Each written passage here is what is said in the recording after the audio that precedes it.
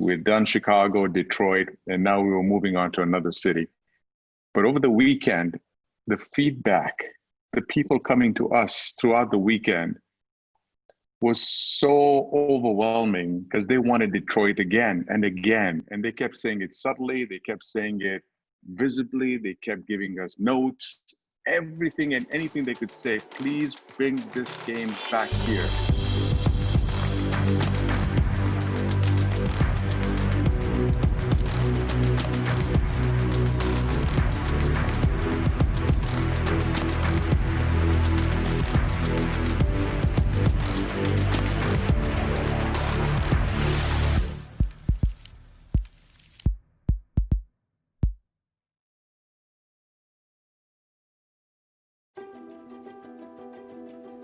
When Mustafa went up on stage, we were nervous, like sitting there. We're like, what is the reaction going to be? Every year we've never gone back to the same spot. And we're waiting like, would the people really actually, they've been saying it, but when we actually commit to it, are they going to really want that? I will tell you, the Wonder Games 2019 is coming back here next year. Thank you very much. Please, we will expect to see you back here. It's the best indoor facility in the world, and it is made for us. So please. When we were sitting in that room and making that decision, it was so tough to actually take that step and say, no, okay, let's break the norm of traveling to a new city and let's stay here. But when the roar happened, it was all worth it, you know? We realized that we did make the right decision. I think initially it was like, oh, I wish it was somewhere else because, you know, every year it's different. But when we thought about it, we saw that there were so many good things about Detroit and it was so easy, you know, it was right in the middle. So many people came, and I think everything about the facility was so accommodative. It kind of like when we thought about it, it's like, oh, it's not bad. Like, we like it here.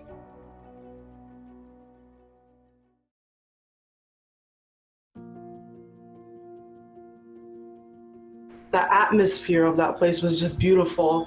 I remember walking in for the first time, and the first thing I noticed walking in were all the pictures of the previous games, and they were just all over the place, and it just gave you a vibe, like you just knew this place was a place that was gonna host a competition.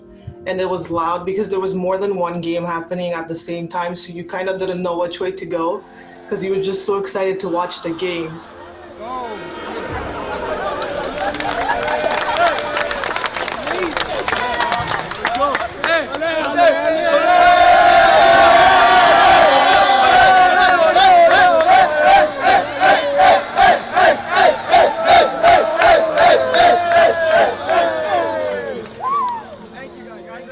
There was lessons learned about registration, check-in, you know, all of those things. Because we were coming back to the same facility, we had a constant, and so we could adjust on the things we wanted to do the following year because we weren't changing locations. We knew what we were walking into. Who are we?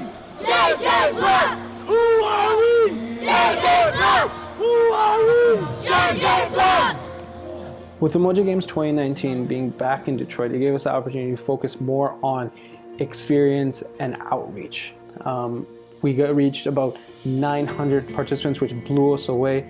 But not only the number of participants, it was also how many different communities they were from. We reached 53 communities across North America, which was a remarkable feat, and making Mojo Games 2019 one of the most diverse sports festivals. And we can attribute this to three main factors. One has been the natural organic growth. Second has been the creating of the family experience, where we have participants, we have friends, we have family who come and take part in the games and come back again. And not only that, tell others to come back to the game. And the third, and I feel is the most underrated but most effective, has been the outreach platform, which we have used to our advantage through the social media platform, through visiting different madrasas and different sites and different communities as well, basically boots on the ground, and inviting them to these games so they can be part of the Umoja experience. One of the coolest things to be able to witness is that Detroit participating with only one team in their first year of participation versus the second year in 2019, and going from one team to about 7 teams just from Detroit. And what makes that even more beautiful is that everyone's from Detroit but from different communities, so it's a mix, right? There's people from the Lebanese community, there's people from the Iraqi community, there's people from the Indo-Pak community, and it's just the diversity, right? It was nice playing with such a diverse group of guys. A lot of them were from Canada, but originally their nationalities, most of them were from Afghanistan. Then we had a couple Iraqis, a couple Iranis, and then some Khoja as well. So it was really nice getting to know those guys, and they were all excellent soccer players, and it was all a blast. I'm looking forward to next year, inshallah.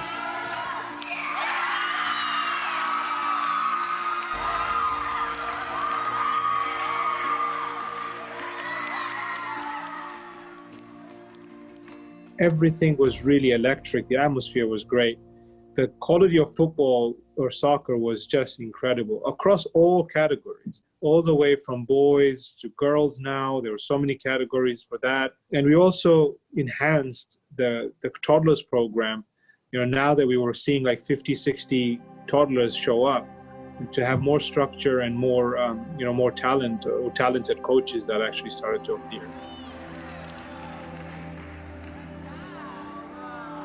So we went back to the drawing board and we came up with a new format where our future stars would spend more time over the tournament weekend in the program.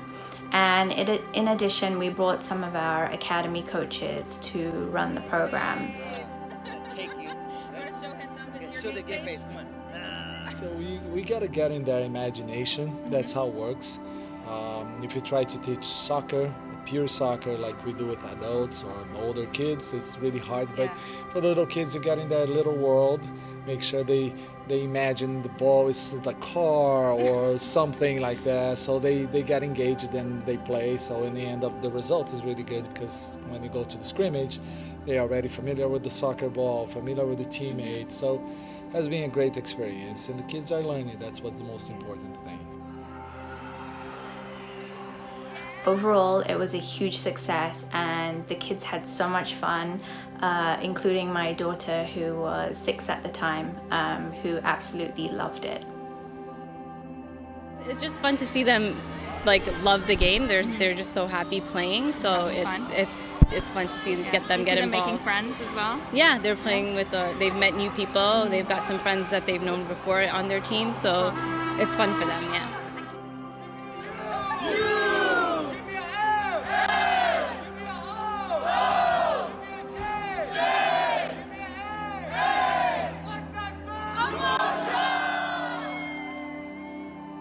So much fun to watch them, Yeah, they scored a goal and they were so happy, and I was more excited than them.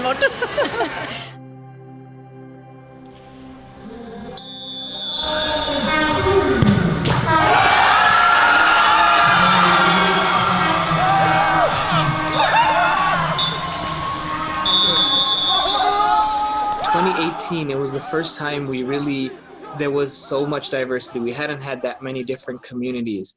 And what we started seeing was people were going into pockets. If you were from a certain center or city, you were in one pocket. And we just started to see a bit of pockets, which traditionally would happen. And we were like, that's not the point of the organization. We brought everyone together so that everyone will get to know each other and break those barriers. And the scavenger hunt was the perfect idea and way for everyone to sort of put their guards down and just go crazy. Hi, Elena. Can you teach me how to say, hi, how are you in Spanish? Hola, ¿cómo estás? Thanks. It was really fun to come up with each mission for the scavenger hunt, and it was even better to see so much participation as soon as Umoja began. We even had people planning how they were going to win, planning strategies, and deciding how they were going to take their pictures. It was a big hit, and everyone had fun, which was the main goal of it. And it was so nice to see so many people engaging in it, and along the way, everyone wound up with new friends. My favorite soccer quote is, "It's hard to beat someone who never quits." Thank you. Everyone was just doing whatever it took to win. I remember there was like a mother and daughter running around trying to take pictures, and it was so beautiful to see just how you can unite over that within a family. And then in a span of 5 minutes, you have 4 or 5 different people from different communities coming to you, trying to get in touch with you to take their picture, but you've broken that barrier. And that was, I felt, the beautiful moments that we had with the scavenger hunt.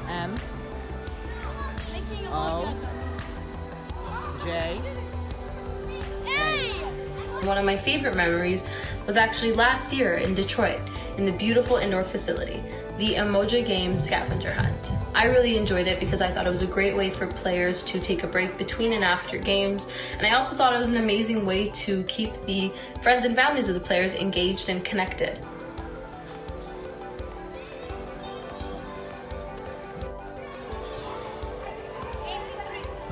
Oh, definitely it's about the kids more than it is about us. It's the way the whole, from day one till today, how much it has grown. That's the most amazing thing. The whole concept of everybody just meeting every year, getting new people, new friends, the unity. That's the best part of it all.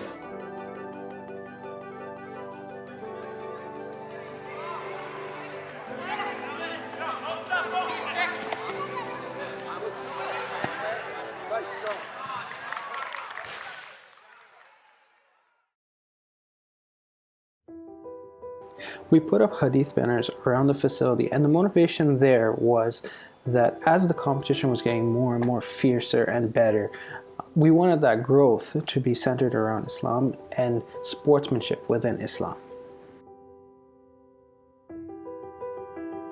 Just kind of changing the environment just a tad might subliminally send a message of brotherhood to the entire Umoja family. We went to madrasa about 25 years ago together. We had not met. Very old, 20 years ago. 20 years, okay. It was such a long time ago, and we hadn't met since then. And we just reconnected, yesterday. So that's part of the reason we are here, to be able to meet up with people we haven't seen in such a long time. I think it gives them a great sense of community, for everybody to come together. I think that's also a big part of it. We like to really encourage, and the friendships and the bonds that they make, especially not only with their own team members, but everybody who's there. It was inspirational and heartwarming to see our veteran boys step up, put the game on their back, and do everything they could to pull out win after win after win as we went through the group round and into the finals.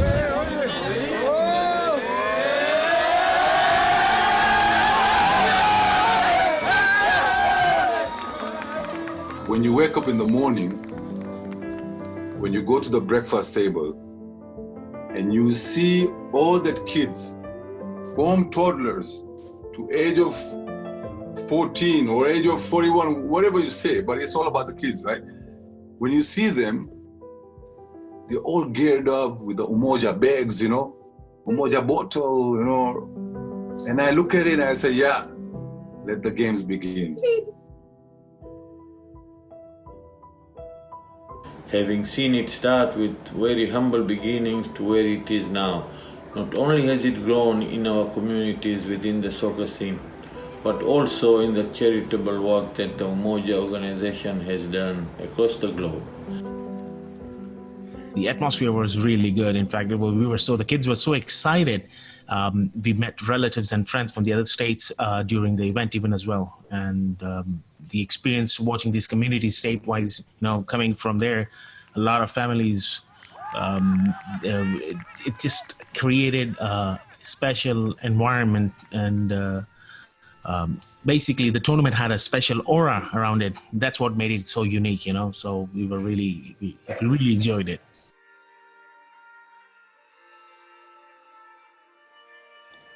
In 2019, we had the best set of volunteers. They really helped us put the whole event together and make it such a big success it was.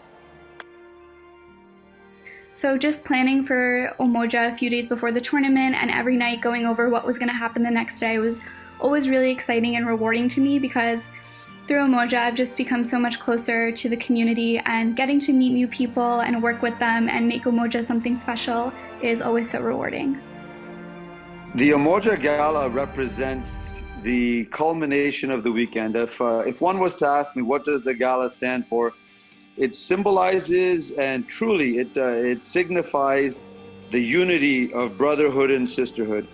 We sit at tables, we eat together, we connect, we talk about old times, new times, past and favorite moments, and it's really that bonding moment of the whole weekend. It's the culmination of what the game embodies as far as brotherhood, sisterhood.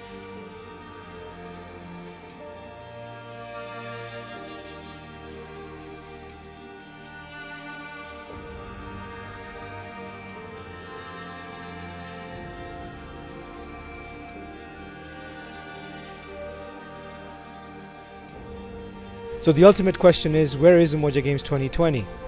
Well, the executive team has decided that we want to hear your feedback. So we will be releasing a poll over the next coming days, and based on what your thoughts are, we will announce where Umoja Games 2020 will be. The most widely asked question has been, where is the next Umoja Games?